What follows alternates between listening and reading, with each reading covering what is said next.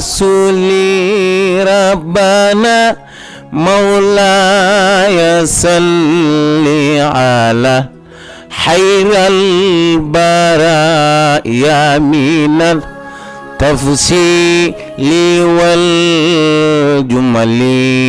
يا قطب يا خوص يا مولاي يا وزره يا منتهى أمالي باللاقي وقمره boo leen dégg loolu xam ne nag